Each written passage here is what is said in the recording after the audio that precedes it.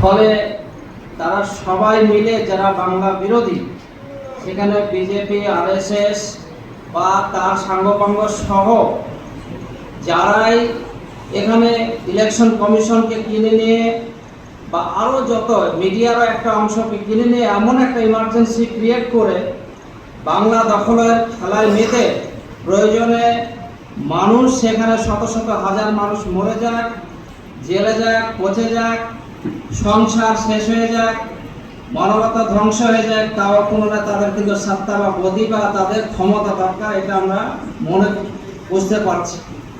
ফলে তারা সংবিধানকে জলাঞ্জলি দিচ্ছে, তারা নিয়মের তোয়াক্কা করছে না, আইনের তোয়াক্কা করছে না, পিওনেদের পর ভরসা নেই, ইয়ারেদের পর ভরসা নেই, তাদের ভরসা হচ্ছে এআই এর ওপরে। এবং হচ্ছে তারা যেভাবে বাঙালিদের উপরে যে ষড়যন্ত্র করছে, আমরা মনে করছি যে হয়তো তারা আসাম বা অন্য স্টেটে বিজেপি যেখানে এসেছে সেভাবে টার্গেট করছে, সেইভাবে এখানেও কিন্তু শুধু মুসলমানদের না, মুসলমানদের এখানে বেশি টার্গেট করছে, সাথে সাথে মতুয়া, আদিবাসী, এসটি সবাইকে কিন্তু তারা টার্গেট করছে। ফলে আমাদের এই লড়াইটা শুধু মুসলমানদের লড়াই নয়, লড়াইটা হচ্ছে মানবতার মানুষের লড়াই।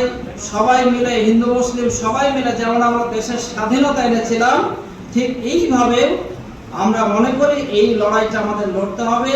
নির্দিষ্ট কোনো জাতি গোষ্ঠীর লড়াই নয় এটা, এই লড়াইয়ে আমাদের ঐক্যবদ্ধ থেকে, এবং আমরা মনে করছি যে এই লড়াইয়ে সহিংসতার কোনো রূপ যেন না আসে, তার জন্য আমরা ইমাম, পুরোহিত, ফাদার, ধর্মীয় গুরু যারা আছে, আমরা এটা জোরদার প্রচার চালাবো।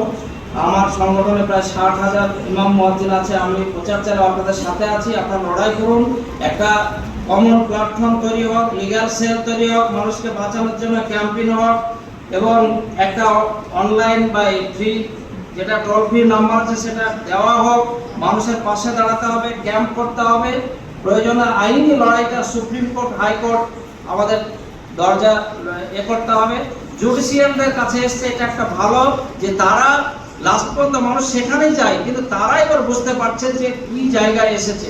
তারা বলেছিল, এখন এসে বলছে যে 80 লক্ষ মানুষের হিয়ারিং এখনো হওয়ার পরেও নিষ্পত্তি হয়নি। তার মানে এই সিও পশ্চিমবঙ্গে এবং যার এখানে অবজারভার যে পাঠিয়েছে সুব্রত এবং আগরওয়াল, যে মনোজ আগরওয়াল, তারাও যে বদমাইশি করছে, শয়তানি করছে, এটা আমরা এখন আরো পরিষ্কার বুঝতে পারছি। দিল্লির সঙ্গে এদের ওপর একটা অভিসন্ধি আছে। ফলে ভরসা কার উপরে করবো? মানুষের ভরসা উঠে যাচ্ছে, সেই জন্য এখন আমাদের ঐক্যবদ্ধভাবে আমরা লড়াই দিব। তার জন্য আপনারা যে আমরা সবাই মিলে এখানে একটা সুন্দর একটা সিস্টেম বানিয়ে এগোতে হবে, সবাইকে নিয়ে আমরা এই আশা করছি যে সবাইকে পাওয়া যাবে। ধন্যবাদ।